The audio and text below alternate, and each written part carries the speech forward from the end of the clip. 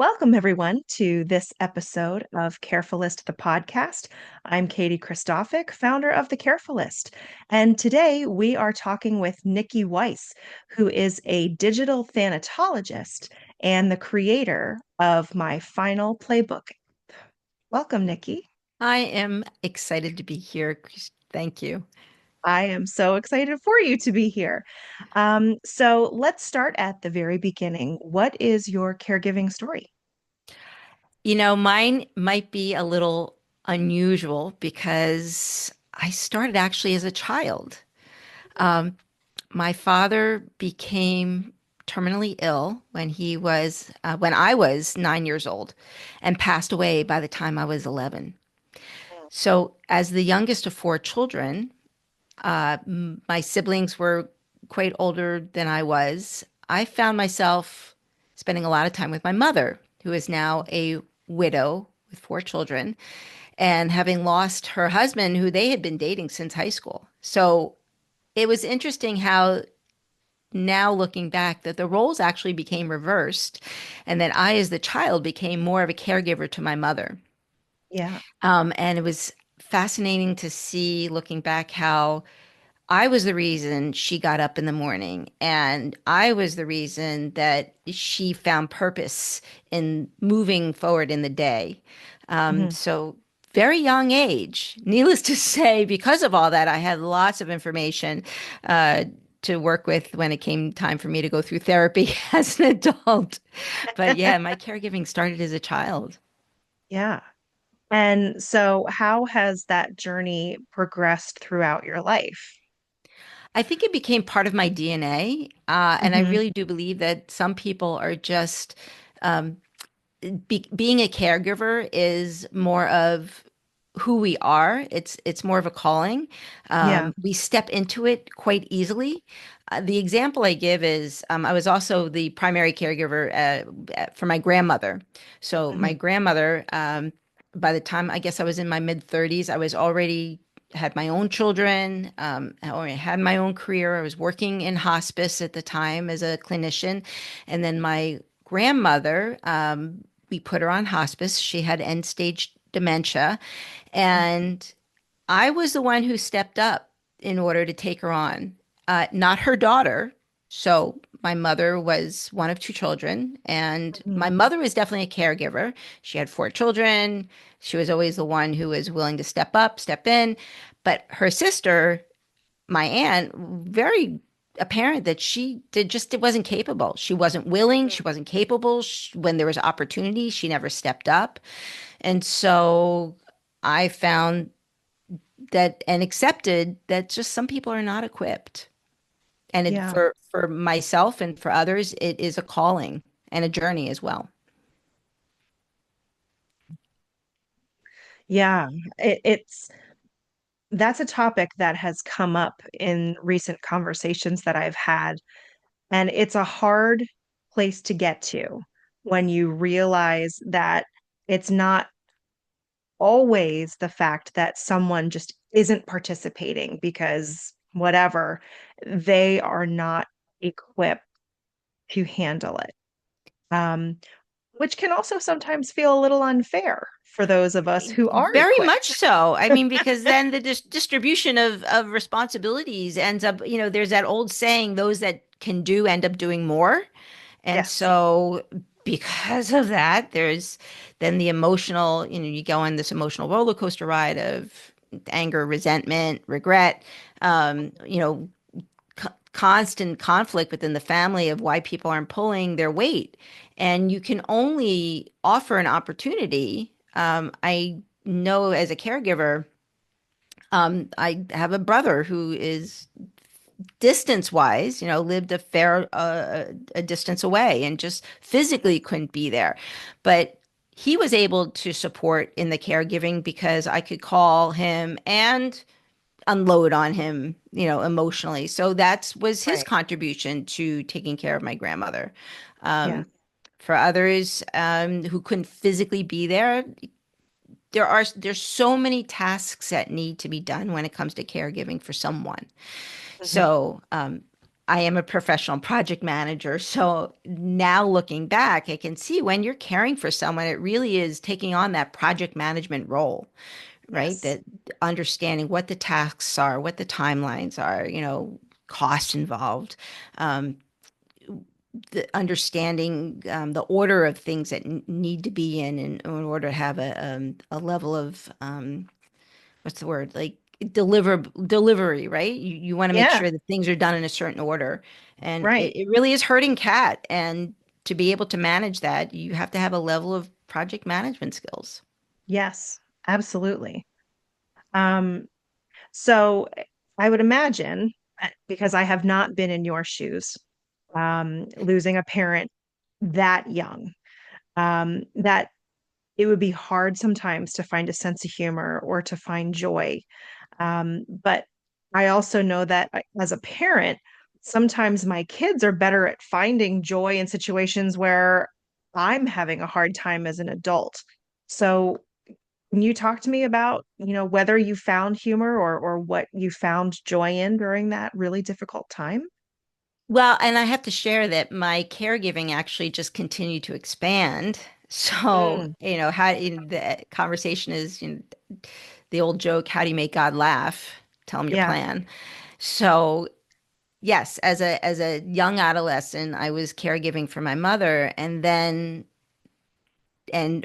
my mother actually went through her own second adolescence and started dating again, and then she did find love and remarried. 10 years after my father died, my mother came down with terminal cancer. Oh no. So I found myself at 21, 10 years later, now caregiving for my mother. Um, and there I was her primary caregiver. I was driving her to doctor's appointments, but as a 21-year-old trying to make sense of, losing Right, both parents at a very young age. So the humor in that is, if you don't laugh, you cry. right. And sometimes the humor is within the tears. Yes. I don't say the absurdity, but life is, when I take a moment and look back. So if I look back several decades ago, Mhm. my parents were gone at a very young age. My father 42, my mother was 50. And then years later, now I'm taking care of my 93-year-old grandmother. So Yeah, why am I, so the laughter, the humor in it is like there's no rhyme and reason. right. There is no rhyme and reason. And full disclosure, at the time of this recording, I'm actually going through this scenario once again. And the scenario is that my 95-year-old father-in-law is in a VA home. Mhm. He is completely incapacitated. He can't hear, he can't see, he can't feed himself, he can't toilet himself, and yet he exists. On the Right. other end, my daughter's fiance at 33 years old was just recently diagnosed with his third diagnosis with brain cancer at 33. Oh my. So again, amongst the tears is just like you look at life, you're like, here's my father-in-law who like you would think would be on his way out, and here's my son-in-law, soon to be son-in-law, who's just got a full, he got re-diagnosed like 2 weeks after he proposed to my daughter. Oh, So the laughter, the absurdity of just realizing that there is no guarantee. right. And yet we need to move through this experience, this human experience that we're having, try to make some sort of sense of it. And sometimes the only way to do it is just to be like, make a joke of it. Yeah. And then you probably know I have, this, the death deck, right? Yes. We all love the death Yes. deck. For Plug for our the death deck. listeners, So how to from gamify the conversation around death and dying and end of life planning is trying to make humor out of um, but whether it's bodily fluids or the relationships. Sometimes I have to Mhm. giggle at my aunt, like she is who she is, and if I either I'm going to be angry at her for her lack of, or I Mhm. just bring a sense of like, well, that's just who she is. Yeah. Yeah. And for our listeners, from season two, we had Lisa Paul, the creator of the Death Deck, on the show. So it should be familiar.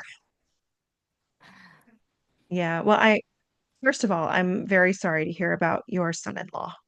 I know that that is an unbelievable blow.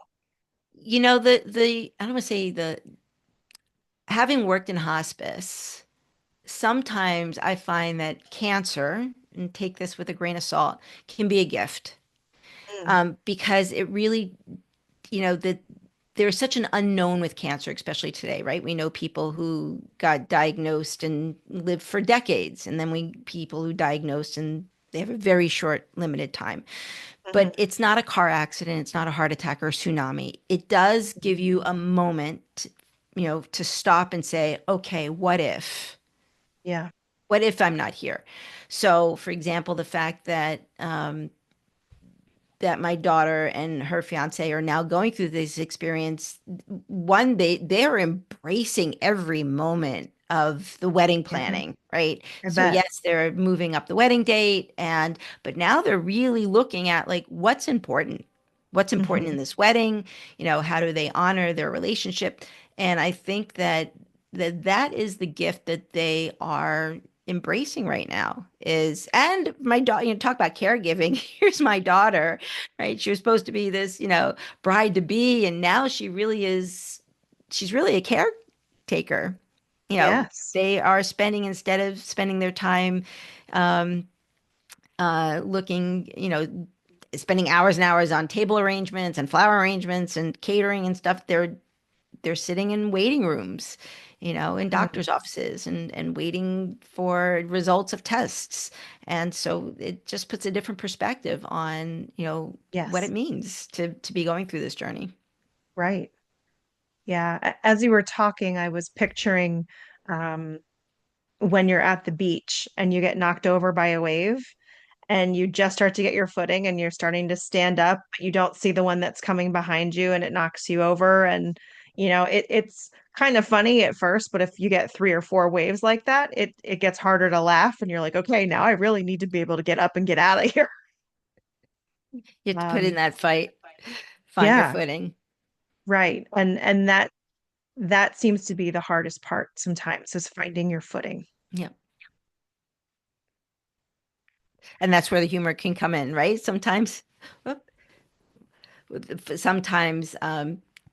yeah, sometimes the footing, the fight for to find your footing is I mean, you can find humor in that as well, or you really find the essence of who you are in the fight, right? Yes. And that's the conversation I have with my daughter is, she would at one moment is like, it's unfair that I'm trying to enjoy the being a bride to be, and now I'm really becoming more of a caregiver than I am Right. a bride to be. And I said, but there's a gift in there. There's finding more meaning in your relationship and what's Mhm. really important, finding value in the life that you're living today.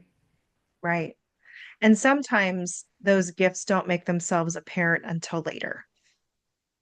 It does, but well, because you're not, like you said, you get knocked down by the wave, and like Yeah. you're kind of, which end is up? Am I facing the wave? Am I, is the wave going to Right. come knock me again? Should I be afraid of going in the water again? You just Yeah. start your mind starts spinning, and yet Right.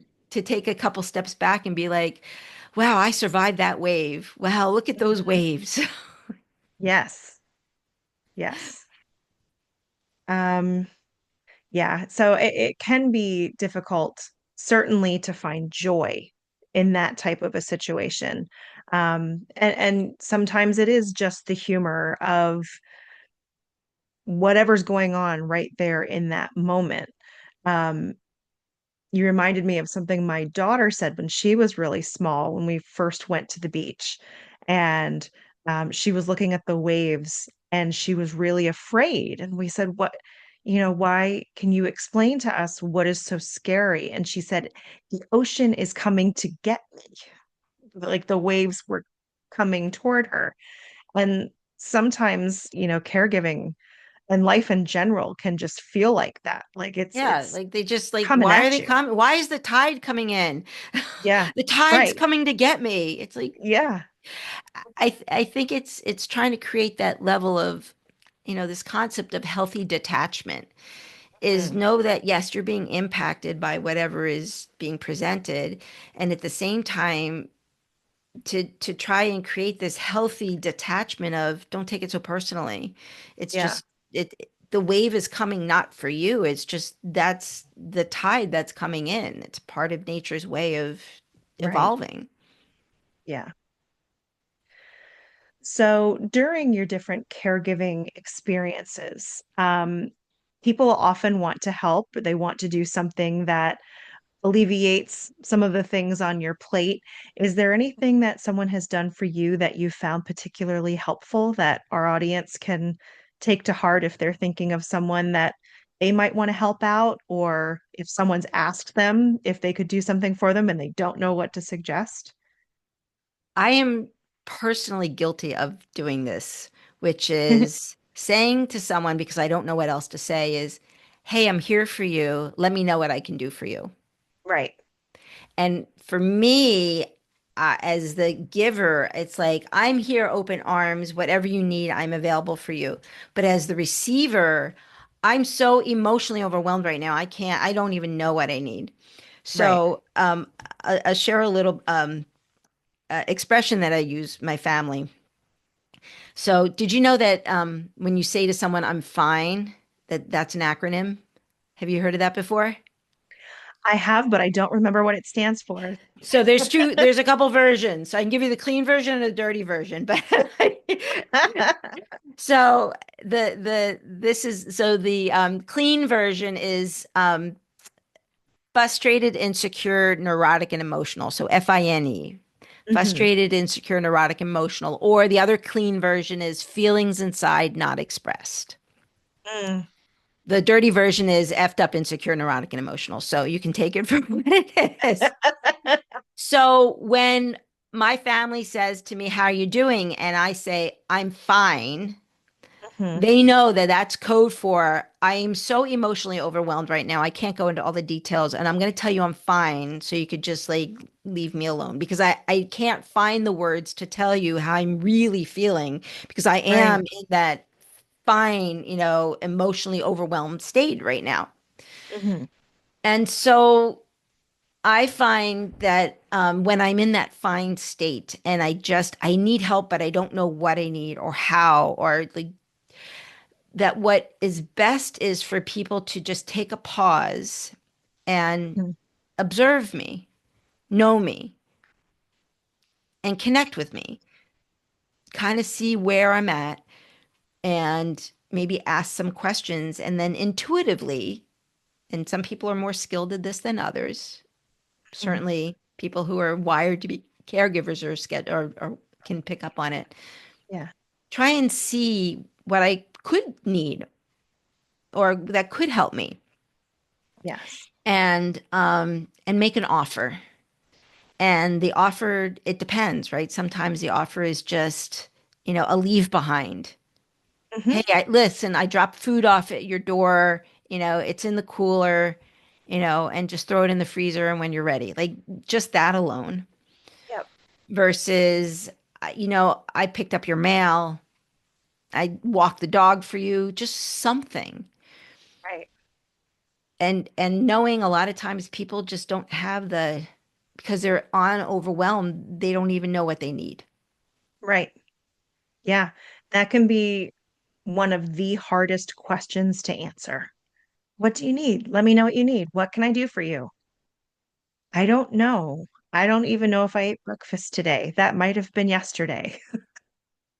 And also not take it personally. So I know that Yes. as another personal example is that my son and daughter-in-law, they have two little girls, 2.5 and a year and a half. The girl, my granddaughters are 14 months apart. So needless to say, they're in the trenches. And I'm, constantly as the professional caregiver, what can I do? How can I help? And there are times when I will do things for them that Mhm. that are helpful, and then sometimes I'll do things for them that just make it not so helpful because they're trying to organize things their own way. Mhm. There's also a level of control. I think that people that are receiving or that are in need of support, I see this a lot with caregivers when they really do need the support and the support's available, but they are such in the control need for control, Right. Because and they can't. everything else is out of control. So they're It, controlling what they can. Yep. so it becomes like a double-edged sword. Is Mhm. you need to control so much, and I would say my daughter and my daughter-in-law and son are like that. That they need to control the environment so much that they can't let support in. Yep. Because if they let support in, then they feel they have to relinquish some of the control, and then they feel like they don't have a handle. And Yeah. that's not unusual for a lot of caregivers. I mean, we want to have control, and we do our best, especially like routines, right? Mhm. If you have whoever you're caring for, and they need a lot of physical care, if Mhm. you don't keep to a very strict schedule for either pain management or food or cleaning and so forth, then the day gets by you, and then you yourself don't can't care for yourself. Right. I, So I can also see where it would be concerning if you're used to that routine and somebody wants to come in and help and take something off your plate, then your routine gets disrupted. And I know I go on autopilot. So if my autopilot gets disrupted, I don't know where I left off and things get missed. So that, I mean, that's, I'm sure part of the control issue as well is if I don't keep doing this, I'm going to get things out of sync and I'm going to forget something. I'm going to lose control. And Yeah. and it's kind of like when I go on vacation and I start to relax, the more I relax, you know, the more I relax, the less I start thinking about the things I really need to do. So by the time I get back from vacation, it's complete and utter chaos. Yeah. So when you go in to try and offer a caregiver support, Mhm. um, and there's that balance, right? It really is a seesaw balance. It's like you want to give them enough support that they can either, not lose their footing and rejuvenate because you can't Mhm. take care. How can you take care of everybody else if you can't take care of yourself? And at the Right. same time, if you give them so much support, then they kind of let go of the wheel, and Mhm. then it takes a long time to recalibrate. Right. Yeah. So speaking of recalibration, um, we alluded a little bit to your career before, and your experience with project management and working in hospice.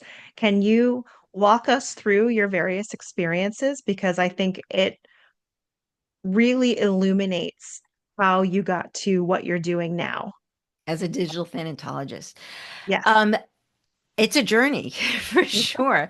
Who knew that at, 11 years old, having lost my father, and then at 21, taking care of my mother at the end of her life, Hmm. that the first career that I had was as a hospice clinician, bedside, supporting families as they transitioned in this end stage of life. Hmm. And then had the opportunity and honor to care for my grandmother while I was working for the hospice agency. She was actually on the service. And then I stayed in hospice till I was about 40. And then by the time I turned 40, I actually realized I wanted to make some money. So and I was young enough. I always knew I would get back to this population. I didn't know how, but again, we pivot, and there was a calling. So I moved into project management and working in healthcare as a project manager. And then it was about a year and a half ago when, and always, caregiving from when it came to talking to people about end of life. I was always the one people would call, and friends who got diagnosed with cancer. And it seemed like I was the go-to person when no one else would be willing to talk about this topic. So Yes. understand this is kind of my superpower. Not everybody can talk as because death is a taboo topic. Let's just Right. face it, right? Yes.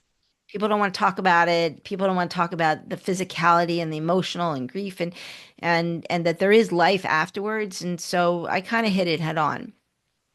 But I did it more from a layman's place, for the Mhm. last 20 years. And then about a year and a half ago, my husband and I were realizing like, oh, we had not updated our wills since our kids were in high school. Yeah. And now they're in their 30s. And it's like, oh, we probably should dig into this. And so we Mhm. started, you know, luckily I have a brother who is an estate attorney, so we got a really good deal on getting our wills redone. But as we were going through it, it's like, oh, this is actually really, really complicated. Like, even Mhm. knowing I am comfortable talking about this stuff and I, ask a lot of dare to ask questions. Second marriage, three adult children, how do we make these decisions? Mhm. And I realized like this is actually very much like a project. We really need to be thinking about this end of life as a project. And this is when I developed this digital thanatologist and I started doing my research and realizing what is the conversation around death and dying different now in 2024, 25 than it was 10, 20, 30 years ago. And the Yeah. one difference is our phones. Mhm. And so I started diving deeper and realizing, like, oh, maybe people will be willing to talk about death and dying because we're in this digital age. And the Mhm. one piece that differentiates how we die today versus how we died 10, 20, 30 years ago is our data. Yes. So, data privacy, cybersecurity, because 10 years ago when we died, it was really just like a box of, or even 20 years ago, it was really just a box of pictures. Like, hey, I've got photo albums, hard copy photo albums. What do I do with it? Mhm. But now, let me ask you, how many pictures do you have in your phone? How Oh, many recurring couple thousand. subscriptions do you have? You have a podcast, you have a bit, right? This is like you have a Yeah. digital footprint. Right. Yeah. Oh, so let's walk back one moment and explain to the audience what a digital thanatologist is, So, a because that digital is not a term thanatologist. I had heard until, gosh, probably in the last 6 months or so. So, thanatology, it's been around forever. Think of Thano, is the study of death and dying. Okay. So, coining the term digital legacy thanatologist is that I focus on the digital aspect of your legacy. Mhm. So, who you are today and the footprint, digital footprint that you are creating, right? If you have a smartphone, you have a digital footprint. Mhm. If you have any sort of social media, if you do online, any sort of online subscription, banking, anything of anything, there's digital aspects of your life that do not die when your physical body does. Or Right. and the other piece I want to just acknowledge when I talk about death, dying, and incapacitation, right? So let me just take a step back. Mhm. When My Final Playbook is an app that I developed. It's basically an educational platform for people to really start planning, pre-planning death, dying, and incapacitation. So we're Mhm. going to die one of three ways. We're either going to die suddenly, unexpected, or we'll get the terminal diagnosis or condition, or like my father-in-law, we're going to need a long-term care plan.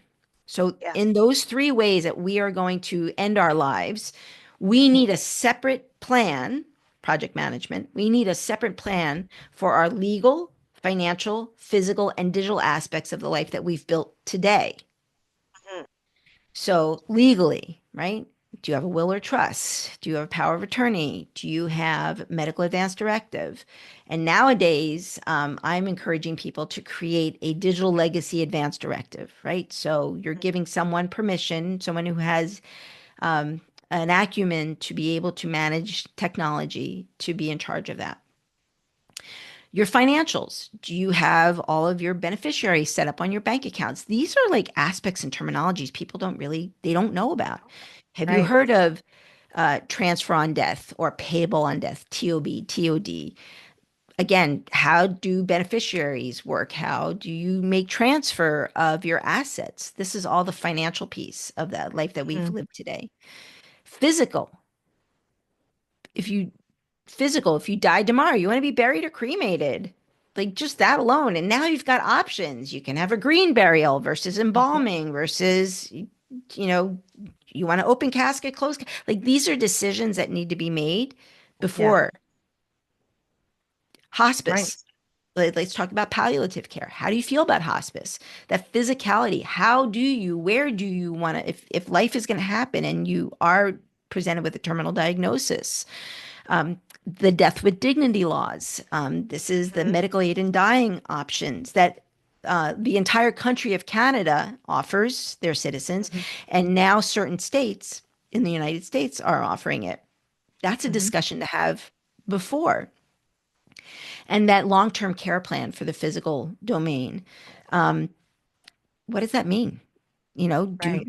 If I asked my father in law, who is now 95, at 83, he was still in a CrossFit gym. So he was still working out, bench pressing 100 pounds at 83 years old. Wow. If I was to show him a fast forward, hey, dad, life could look like this when you're 95. How do you feel about that? Mhm. He might have made different decisions as he continued to age, and his long term care plan might have looked a bit different. Right. And then the fourth domain is the digital piece, which is a tsunami of conversation of because of our data, because of our phone. And to be very honest, the tsunami is coming because of artificial intelligence Mhm. and how we handle our current digital footprint. So I really embraced those four domains: legal, financial, physical, digital, and how it is being managed from a legacy standpoint. Mhm. An estate attorney, they're going to ask you to fill out documents, but they're not necessarily going to ask you those really in depth. How do you feel about death and dying? Because based on how you feel about death, dying, and incapacitation, your beliefs around it is going to Mhm. impact your decisions Right. on all those four domains. And you're planning and you're pre-planning. Yeah.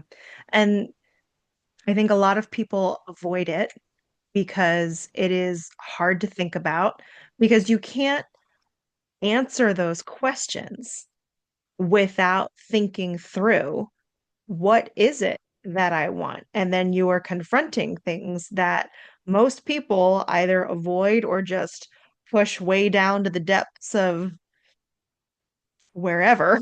Until it's too late. Until it's Yes. too late. And The then someone fact else that, is yeah. making those decisions for you. And maybe they're making decisions that are not your true wishes, or Mhm. financial wishes as well. So I mean, let's just take let's just, if I can be brutally honest, let's just take, and I do have a podcast. So for those that are interested, I have my own, it's called Death and Dying the Digital Age podcast. It's available on all the major platforms and YouTube. And I have had these brutal, very frank conversations with medical professionals who are Mhm. very entrenched in this end of life. And the the conversation and the reality is that if we've worked our entire lives, 30, 40, 50 years, depending on, when retirement is, and then Mhm. we end up in a situation where we do need long-term care. Certainly my generation, right? So I'm in my late 50s. We don't have long-term care insurance. That's Mhm. not feasible. People who might be 10, 20 years older than myself, they might have been able to grab that long-term care insurance. And then certainly anyone younger than me, long-term care, that's like the past. So then what do you do care? So then that becomes, now it becomes a burden on the family, right? Not either. It's going to be it's going to become a physical and mental financial burden on the family with the long-term care. Mhm. So think about that your loved one has spent their entire adult career building a nest egg. Mhm. Statistics are showing that nest egg, no matter how much it is, because if you burn through it, then the government might take care of you, maybe. Hmm. Or you burn through the entire lump sum in just a very short period of time. Yes. And by the way, you just burn through all that money, and either you want someone else to care for your loved one, so then you're paying out of pocket for it. I mean, there's a Mhm. financial like impact here when you're caregiving. If you're Yes. caregiving, maybe you can't work as much, Hmm. many hours or give as much dedication or mental focus Hmm. because you have to sit on the phone with the doctor's office for X amount of time, Right. or Social Security or Medicare or Medicaid, right? That you have to take care of those aspects of caregiving for someone. And there's a huge financial risk to that. Hmm. So I'm seeing people like, what is that long-term care plan? And they're not having the conversation, the importance of having the conversation while they are still of sound mind, right? Right. Don't make your children decide whether you want to be cremated or buried. You know, Hmm. uh, those decisions should be made. They should be documented. They should be communicated. Yes. Yes, they should. So it's actually, I just all of a sudden had this. It's like, if you want me to, I mean, the joke, it's not a joke. The understanding I have with my children is that I took care of you the first 25 years of your life. You will take care of me the last 25 years of my life. But I promise you that I'm doing my best now to make sure that everything is buttoned up in such a way that if that responsibility falls upon you, that I've already done my due diligence, that I've Right. made it as streamlined as possible, buttoned up as possible, that you're not going to spend the time cleaning up my chaos because I didn't have a plan in place. Yes. Yes. And that is really the key. I it's one of the best gifts that you can give your loved ones is to have things organized and taken care of as much as you can ahead of time. Because I was talking with someone a couple of weeks ago who was 3 years in after their person passed, Oh, and they were still still going through documents and filings and trying to probate. find stuff. I, it's a nightmare. It's a And night. so you I can't, can't express it more to people. You take it so, and I get it. I get, everyone's living their life. I get it. But life happens, yeah. either sudden, unexpected, and then, and full disclosure, I one of four children. My oldest brother is an estate attorney. I have another brother who is older than myself, and he doesn't have a plan. Mhm. That's part of his journey. And I've been building out the My Final Playbook in order to like help him get through Mhm. it. So we've had frank conversations, and this might ring true to a lot of people. So, you know, hey, brother Barry of mine, his name is Barry. I said, Barry, what can I do? What tool can I build for you? What conversation can we have? And he's just blocked. He just doesn't want to think about it. And he had the same parents I did. Yeah. So, and his comment to me was, when I get the diagnosis, then I'll take action. Mm, And my response to him is, but by the time you get a diagnosis, you're in the diagnosis. right. Then you're fighting for your life, or you're dealing with doctor's appointments, or your head is spinning because you're trying to make decisions. Yeah. It's better to be thinking about and having these specifically caregiver conversations. Because to me, the caregiver conversation does cross all the four domains. That caregiver is going to have to deal, like you said, the person that you mentioned is going to have to deal with the legal. Like, Mhm. if you're incapacitated, do you have power of attorney set up? Right. Well, Just that's that what I piece. was thinking when you said wait for the diagnosis. Depending what the diagnosis is, you may not be able to have the conversation. If it's a dementia diagnosis, I mean, So there's a you know, window. There's a window. And, and I have stories of clients of mine that, one in particular, he lives in Canada, and he was ready, and he got diagnosed with Parkinson's, mm, and was getting ready to do the documentation to do medical aid in dying because that's an Hmm. option in Canada. Hmm. And he missed the window. The Oh, Lewy bodies kicked in within a yeah. month's period from the time he said I should get this paperwork done to the time the Lewy body kicks in, and he lost his opportunity. And now he is in the system and Oh, will be for a the very rest of long his time. days. Yeah. So Oh you my. have the legal piece, right? Power of Yep. attorney as a caregiver. If there's advice I can give, it's like let's just go through the four domains as a caregiver. So as a caregiver, power of attorney. If you're dealing with somebody, and then that medical advance directive, it's what is that quality of life? And read the fine print in the medical advance directive, right? Hmm.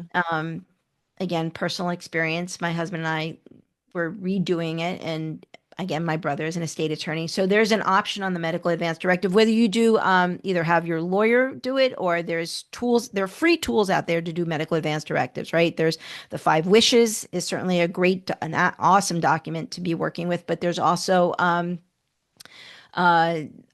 other if you go to AARP, if you're in the US, there are free Hmm. documents where you can do medical advance directives.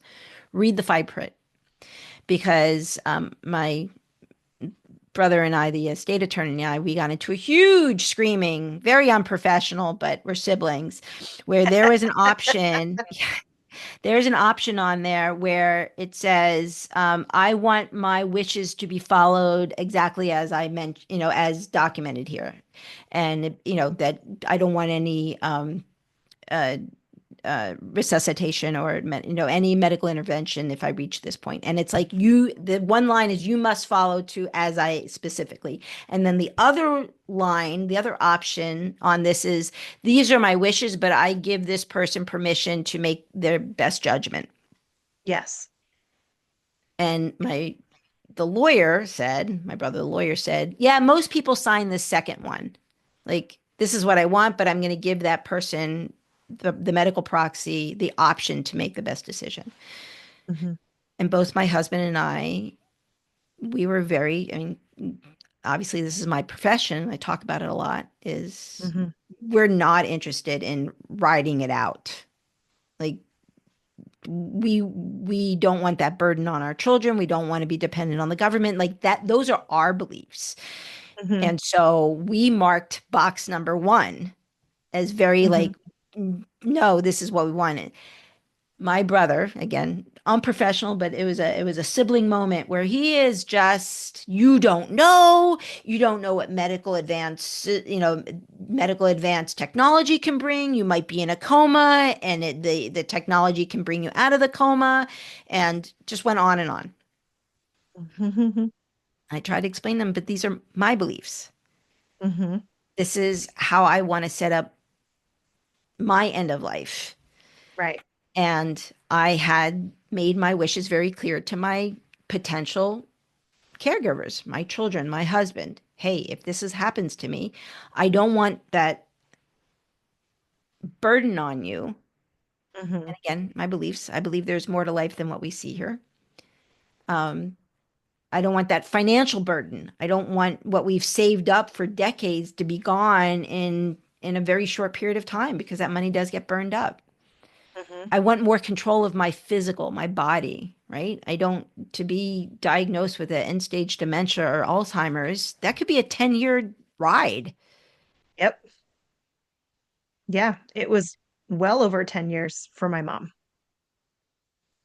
Yeah. And I always describe it as unfortunately for her, because she was otherwise healthy and in her 60s when she was diagnosed, she hit every branch of that ugly tree on the way down.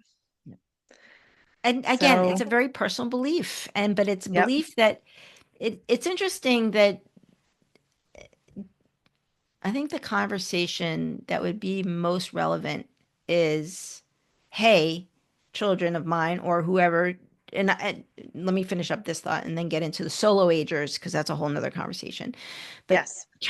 a child of mine, I am making this decision, either to sign a DNR or not to sign a DNR or to have a medical advance directive with option one versus option two. Like people are making decisions without consulting the person they're going to be dependent on.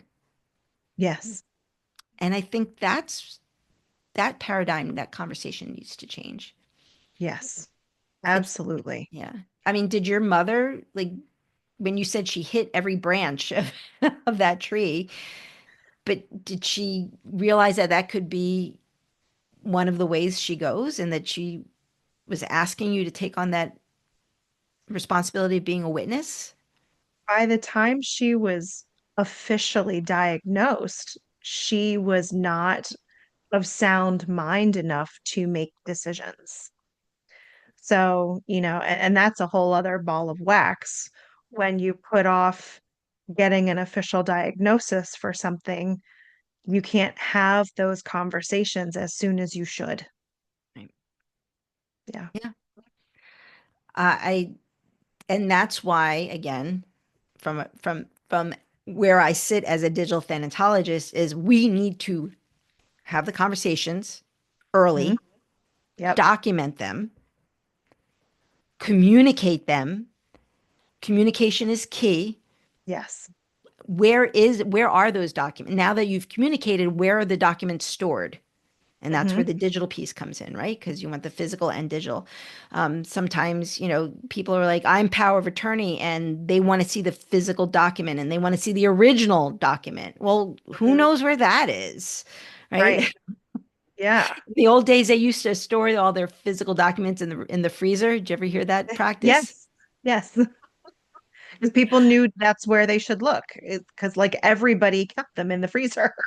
Not this generation, not my generation, right? No, but Your mother's generation. yeah. Yeah. So now what? So we need to get back to those conversations, and the only way we're going to have them is those real life conversation is to make time, to make it a Mhm. project. And that's why I'm so animated about being this, supporting families, individuals and families in building out their comprehensive end of life plan now. Don't wait. Yeah. I mean, if I hear another 40-year-old telling me I'm not thinking about it. No, actually, you're late to the game. Hmm. As soon as you turn 18, you should start, because as soon as you turn 18, I tell parents, like, your 18-year-old that you're about to send off to college, they should have their HIPAA release form signed. They need to Hmm. have their medical advance directive signed. They need to have their power of attorney taken care of because if they go to college and something happens, Hmm. temporary or permanent, you as the parent don't have legal authority over them anymore. Right. So this starts as early as 18. Hmm. And then I am always befuddled by the 70-year-old or the 80-year-old when I ask them, so what's your plan? And they say, I'm just going to close my eyes one day and just not wake up. And I'm like, remember that old joke? How do you make God laugh? I'm like, okay, Yeah. well, but what if you do wake up, but you can't get out of bed? Now what? Right. Or you can't speak. You can't open your eyes. You had a stroke, something. Yeah. Right. And it's really, I'm on a mission to transform that conversation. So I guess back to caregiving. I just Mhm. want to, I know we're coming up on time here, but I really want to acknowledge we've talked a lot about, family caregiving, but there's a population out there, growing population of solo agers, Yes. and they need to be thinking about caregiving in a very different way, but it's still the same mechanism of you Hmm. need somebody to be committed to taking care of you when you can't take care of your basic needs. Right. And there is that legal, financial, physical, and digital considerations involved based on Hmm. your beliefs. Yes. Yes. And I'm so glad that you brought that up because, like you said, it is a growing population. And who are the people that you're going to count on? Is it friends? Is it nieces and nephews? Is it a neighbor? Um, and do they know that you're counting on them? you know. So I want to just really acknowledge that technology is and going to continue to grow to play a significant part in our aging process. So if Mm, those people that don't know, AARP has an association or collaboration. It's called the Age Tech Collaborative. So mhm, Age Tech Collaborative through AARP. This is an arm, an investment arm of looking for technology that will allow people to age in place, mhm, enhance quality of life. So technologies, think about robotics, right? mhm. Having a robot to be able to hoist you up and to be able to toilet you or take care of some of those needs that are going to be not necessarily replacing humans, but might be more tools in Mhm. order to help us better age in place. So just know that that is going to be an option, but we need to start thinking about it today. Yes, absolutely. Is there anything else that you would like to say about the My Final Playbook app that you've developed? What should people know? Yeah, no, it's available on Apple Store and Google Play. And then also join me for those death and dying in the digital age conversations. Um, just like yourself, just bringing people on who are passionate about opening up the conversation Hmm. and realizing that we need a plan. And the only way to start planning is to having those conversations today. So thank you so much. This caregiver conversation is huge. Um, Yes. uh, for multiple aspects, not just from a personal, but employers, right? I think employers Mhm. really need to be taking on this consideration when trying to care for their employees because it's a risk. When an Mhm. employee is dealing with death, dying, or incapacitation, there is the risk of absenteeism, turnover, mental health issues, cultural, right? It Yep, is a significant piece on our productivity within the workplace. So for to have absolutely. employers be able to support us as we take on this important role is monumental. But thank you so much for Well, thank bringing this you. and offering me the opportunity to share my passion and message. It's important work that we're doing here today. Agreed. And I'm so glad that you could join us and share what you've learned and what you're doing. I wish you and your family good health in the coming days. And for everyone here, thank you for joining us on this episode of Carefulist, the podcast. You can find additional information about Niki Weiss on our website, and we will find you right here next time. Take care. Bye now.